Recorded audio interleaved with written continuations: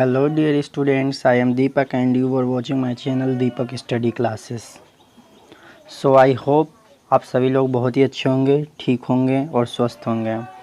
तो जो आज हम बात करने वाले हैं क्लास 10th की वर्कशीट के बारे में। विषय है सामाजिक अध्ययन और कार्यपत्रक है 6 और आज की दिनांक है 20 जुलाई 2021। और जो हम पढ़ने वाले हैं वो उप विषय खनिज।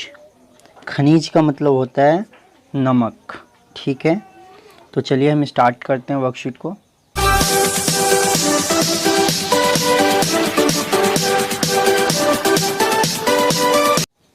प्राकृतिक रूप से प्राप्त ऐसे तत्व जिनकी एक निश्चित रासायनिक संरचना होती है। प्राकृतिक रूप मतलब कि प्राकृतिक से ऐसा प्राप्त जो है तत्व जिसकी जो एक रासायनिक संरचना होती है उन्हें हम खनिज कहते हैं। ठीक है, भूवैज्ञानिकों के अनुसार खनिज एक प्राकृतिक रूप से विद्वान समरूप तत्व है।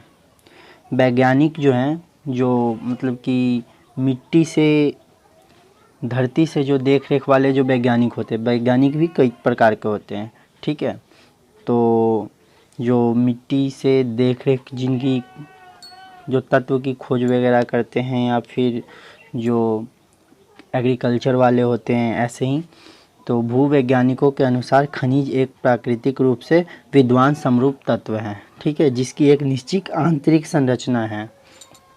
खनिज प्राकृतिक में अनेक रूपों में पाए जाते हैं। खनिज जो है प्राकृतिक में कई रूप में पाए जाते हैं, जिसमें कठोर हीरा मतलब कठोर होता है, जैसे पहला हीरा होता है जो बहुत ही कठोर होता है और नर्म चूना तक सम्मिलित है। ठीक है, खनिज हमारे जीवन के अनिवार्य भाग हैं। लगभग हर चीज़ जो हम इस्तेमाल करते हैं, छोटी से छोटी चीज़ें जैसे सुई से लेकर इमारत, सभी खनिज से बने होते हैं। कार, बसें, रेलगाड़ी व हवाई जहाज सभी खनिज से ही बने हैं और धरती से प्राप्त ऊर्जा के साधनों से चलते हैं। सामान्य व वाणिज्यिक व्यापारिक उद्देश्य हेतु खनिज निम्न प्रकार से वर्गीकृत किए जाते हैं। तो देखिए खनिजों का वर्गीकरण, तो मैं चाहूँगा कि आप जो है खनिजों का वर्गीकरण जो दे रखा है इसको जो है अपने रजिस्टर में इसको अच्छे से बनाइए और अपने हाथों से बनाइए। इससे जो है अपने आपके माइंड में जो है सेट हो जाएगा कौन सा खनिज धात्विक है, कौन सा अधात्विक है, कौन सा ऊर्जा खनिज है। ठीक है, और धात्विक को हमने कितने पार्ट में बांट रखा है? 3 पार्ट में बांट रखा है। लौह धातु, अलौह जैसे अलौह धातु, बहुमूल्य खनिज। और उसी प्रकार से जो है अधात्विक को हमने एक पार्ट में बांटा है और ऊर्जा खनिज को भी एक ही पार्ट में है। ठीक है, तो लौह धातु में क्या आता है देखिए, धात्विक वाले में जिसमें लोहे का अंश हो, लोहा, अस्यक, मैग्नीज, निकल व कोबाल्ट आदि। ठीक है, और भी हो सकते हैं, इसमें कुछ ही उदाहरण दिए हुए हैं। और अलौह जैसे तांबा, शीशा, जस्ता व बॉक्साइड आदि। बहुमूल्य खनिज जैसे सोना, चांदी, प्लेटिनियम आदि।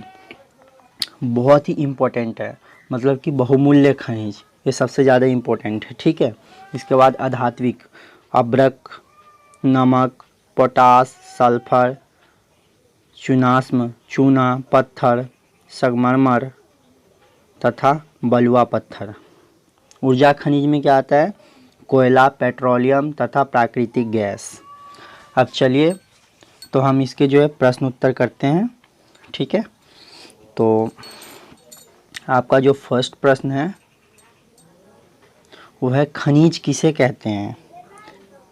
आपके लिए मैंने जो है क्वेश्चन आंसर पहले से करके रख रखा है। ठीक है, खनिज भूवैज्ञानिकों के अनुसार खनिज एक प्राकृतिक रूप से विद्वान समरूप तत्व हैं जिसकी एक निश्चित आंतरिक संरचना है। ठीक है, आप तो एक ए आंसर लिख सकते हैं और दूसरा मैंने ये लिख रखा है, आप इसे भी लिख सकते हैं। प्राकृतिक रूप से पाए जाने वाले तत्व जिनका एक निश्चित रासायनिक संरचना हो खनिज कहलाते हैं।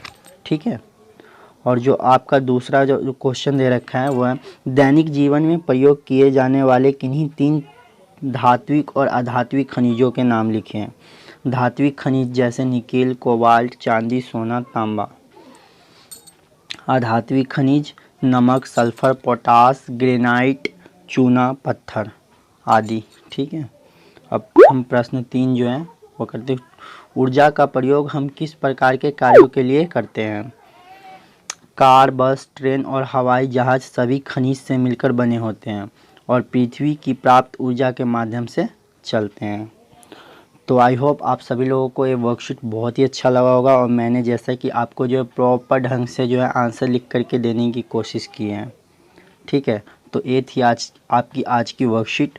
तो आज की वर्कशीट समाप्त होती है और अगर आपको वीडियो अच्छा लगा हो तो हमारे चैनल को सब्सक्राइब ज़रूर कीजिएगा और एक वीडियो को लाइक ज़रूर कीजिएगा। तब तक के लिए धन्यवाद। मिलते हैं किसी अन्य वीडियो में। जय हिंद, जय भारत।